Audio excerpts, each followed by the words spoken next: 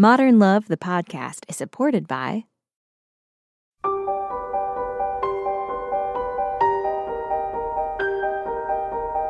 From the New York Times and WBUR Boston, this is Modern Love. Stories of love, loss, and redemption. I'm your host, Meghna Chakrabarty.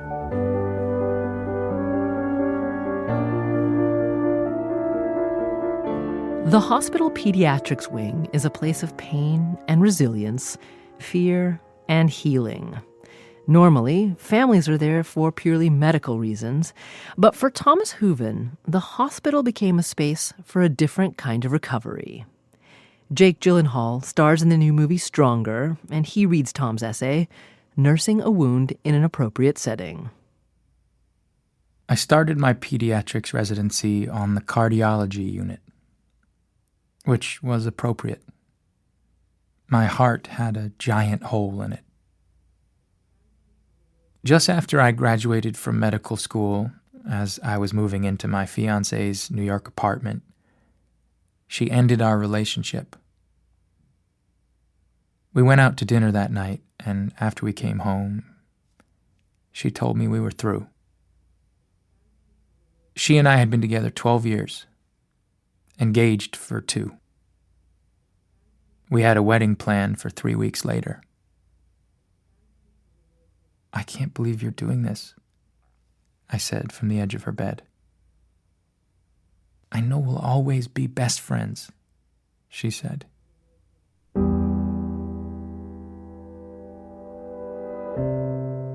I left just after sunrise, suitcase in hand, feeling as if I had just fallen from a moving train.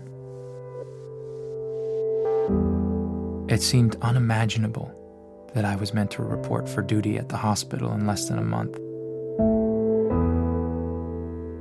My new employers were expecting a freshly minted physician, full of knowledge and an eagerness to heal.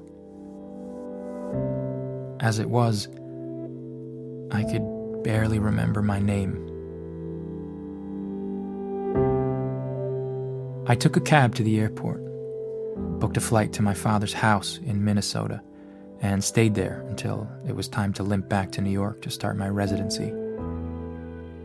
I spent the hour that was supposed to have been our wedding ceremony sitting in the crook of a tree, staring at the suburban horizon. The evening was silent. The weather was perfect. After returning from Minnesota, I moved to a marginal block in a neighborhood of highway access ramps and overpasses. Plastic bags blew along the empty streets.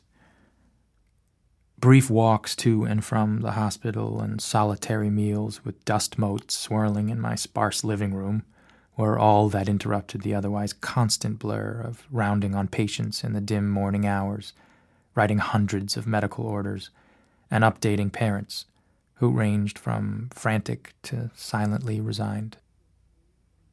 There are rules about the number of hours a training physician can work in a hospital, but the limit remains high. 80 hours a week. When done back-to-back and filled with children suffering from complex illnesses, weeks like that tend to metastasize, leaving room for nothing else. When I started my work as a doctor, it took every bit of concentration to put aside my private sadness and focus on my patients. I was lost, and it's a wonder I didn't hurt anyone. In moments of downtime, and especially in the depths of night when the unit was quiet, memories of my ex and my longing for her would overtake me. Like a persistent virus, loneliness lived inside me.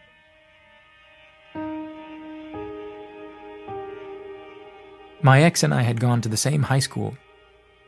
As 2 children of divorce who had been caught between battling parents, we were drawn to each other like compatriots.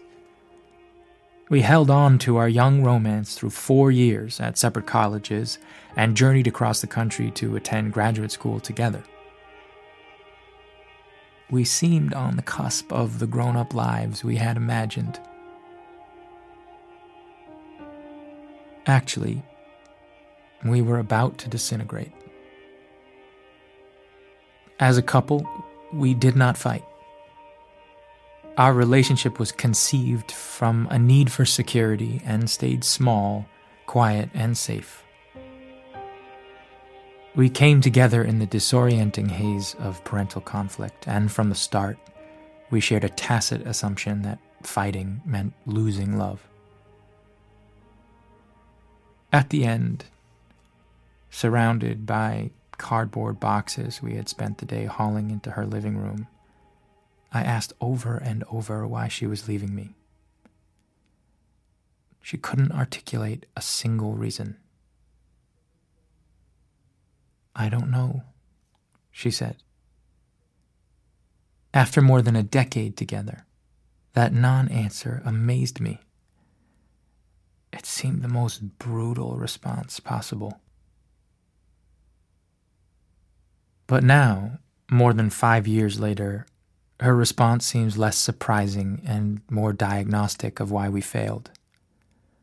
Our relationship had never developed the vocabulary necessary to express the many colors and intricacies of adult emotion. We had no language for negativity. She must have sensed that and realized we were headed for serious trouble. Compared with many of my patients that year, whose illnesses, complications, and treatment regimens would fill a textbook, my burden of heartache was light. Still, my patients and I inhabited a space in the city together at a time when we were suffering. The hospital is a place for that. Simultaneous suffering.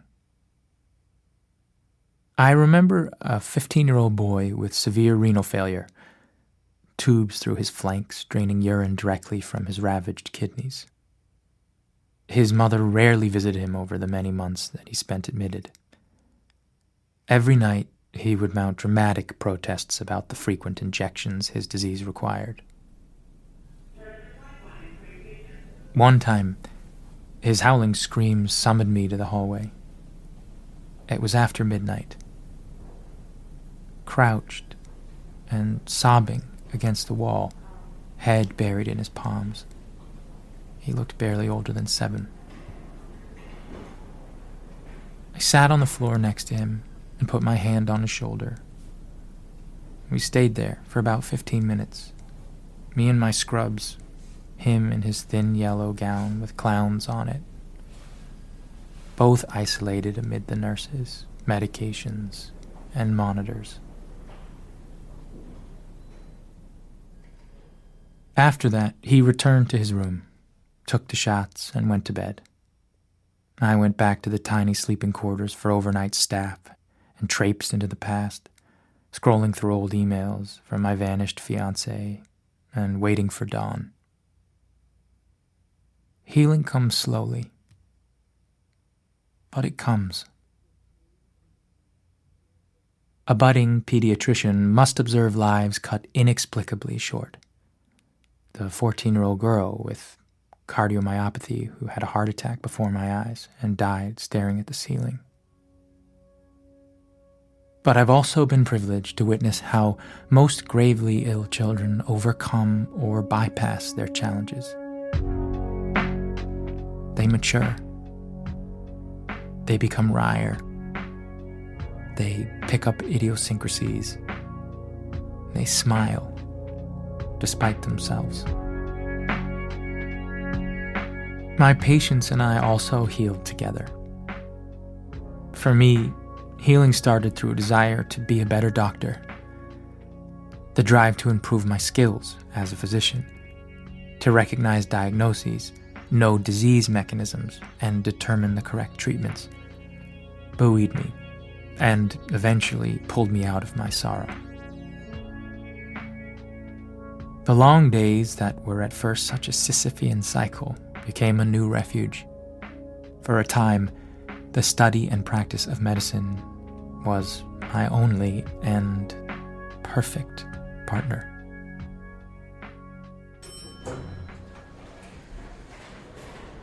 Sometime during my second year of residency, I emerged from the elevator to see the boy with renal failure cruising down the hallway, using the wheeled base of his IV pole as a skateboard.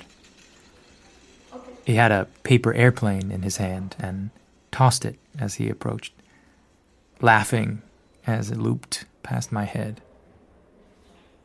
He was getting better, and so was I. My ex and I are not in touch. Our relationship, so long in the making and so quick to end, was like an ornamental piece of crystal. Aesthetically pleasing, but lacking resilience, and once shattered, irrecoverable. Looking back at the various romantic and not so romantic dating experiences I had afterwards, it's hard to separate my growth as an emotionally conversant partner from my development as a capable physician. Both happened simultaneously and gradually, through stretches of triumph and sorrow. There were no eureka moments, and neither ever really ended. The turmoil I experienced as an intern left me with a deeper understanding of how pain works, how it feels, how it ebbs, and how it leaves you less naive. I also learned to open up to important facets of life that my previous relationship had locked out. Unhappiness, uncertainty, regret. Comfort around feelings like these is crucial in both medicine and intimate relationships. It's the basis of empathy. I didn't understand that before my ex left me, and I learned it the hard way.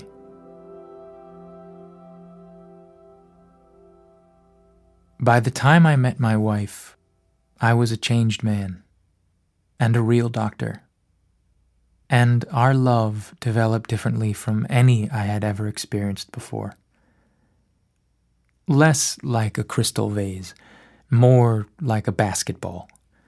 Our relationship is made for bouncing, for good and sometimes rough play that modern professional lives generate.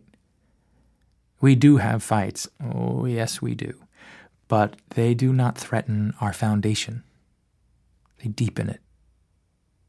I would not return to those difficult and lonely days any more than I imagine my young patients, now grown, would return to the wards where I labored to keep them alive and well.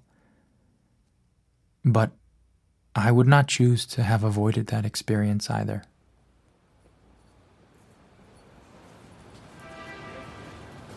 I ran into the kid with renal failure on the street a while back. He was with a bunch of his pals. It had been years since he left the hospital, and frankly, I wouldn't have recognized him. He had filled out. His chronically ill little boy's face had developed into a sly, winking young man's. His skin had darkened from the sun. He was dressed in a denim jacket with a Bob Marley shirt underneath. "Doc," he called out. "Hey, Doc." We stood there talking for a few minutes, enough for me to learn he was finishing high school and doing well. Somewhere nearby, an ambulance siren wailed. I watched him walk away to rejoin his friends, and then turned to enter the children's hospital.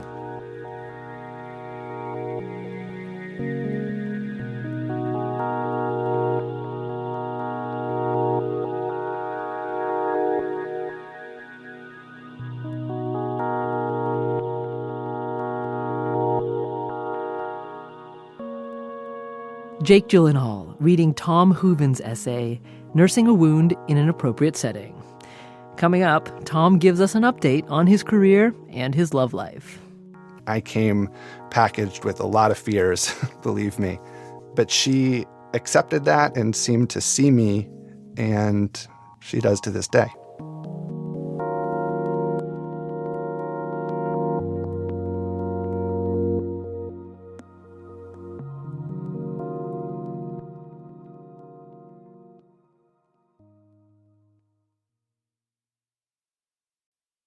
We're back. It's Modern Love, the podcast. I'm Meghna Chakrabarti. Thomas Hooven is married now, and he has 2 children. He's finished his medical training and is now a neonatologist, a pediatrician who specializes in caring for infants. His work continues to teach him as much about love and relationships as about medicine and science. My job lets me meet people and become involved with families at moments in their life that are scary and significant, probably beyond anything else that will ever happen to them. And it's a tremendous privilege for me to be involved at that time. And through helping families through times like this, I continually learn more about what it feels like to be in pain, how empathy helps that pain, and how it helps people get through really trying times. And just before his essay was published in the New York Times, Tom reached out to his former fiancée. I sent her an email saying I had written this and that I had tried to be fair to her. I hoped she saw it that way. She wrote back a really warm email and said, "Congratulations." She said that she always thought I was an excellent writer. And then, of course, the essay came out, and I wondered how it landed with her, but I never heard. She never sent me anything, which I consider absolutely her prerogative.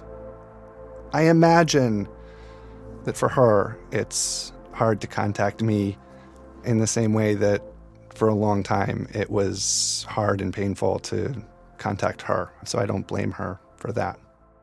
So Tom learned a lot of lessons from his experience. I hope that people reading it will take from it, if they're in that situation, that you'll emerge, and you'll actually emerge a better partner and a healthier partner than you would have otherwise been. I really believe that. He knows that because he can see it in his relationship with his wife. I think I sensed in her the same understanding around the need to communicate openly. She's a great communicator in every respect. And as our relationship built, it happened differently than had happened before. It was much more intentional and based on talking everything through, all of the feelings that we had and all of the fears that we had. And I came packaged with a lot of fears, believe me. But she accepted that and seemed to see me, and she does to this day.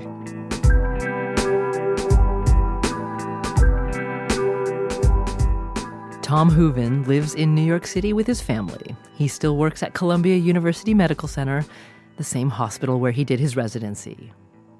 Coming up, some thoughts from Daniel Jones, editor of the Modern Love column for the New York Times, and more from Jake Gyllenhaal.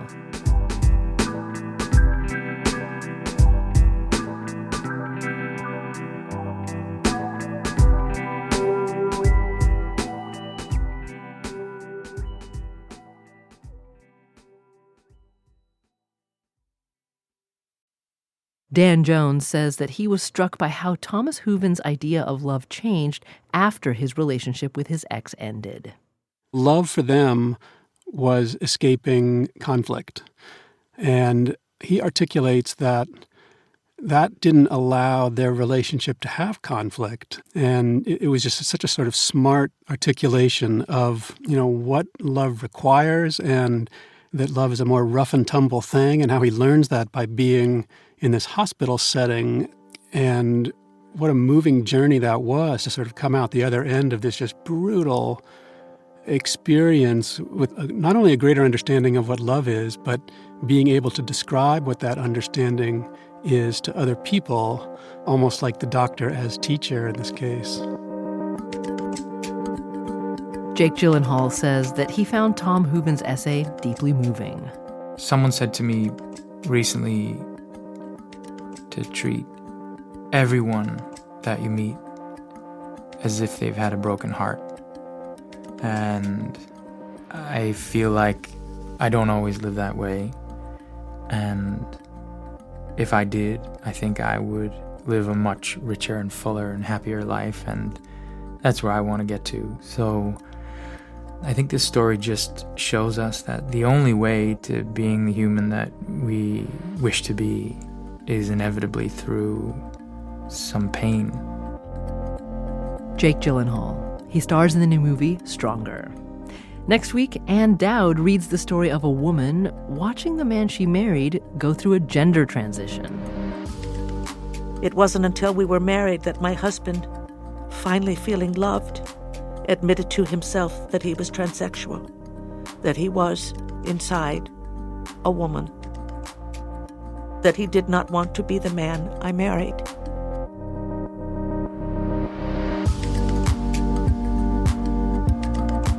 Modern Love is a production of The New York Times and WBUR, Boston's NPR station. It's produced, directed, and edited by Jessica Alpert, John Perotti, Amory Sievertson, and Caitlin O'Keefe. Extra help this week from producer Catherine Brewer. The idea for the Modern Love podcast was conceived by Lisa Tobin. Iris Adler is our executive producer. Daniel Jones is the editor of Modern Love for The New York Times and advisor to the show. Music for the podcast, courtesy of APM. I'm Meghna Chakrabarty. See you next week.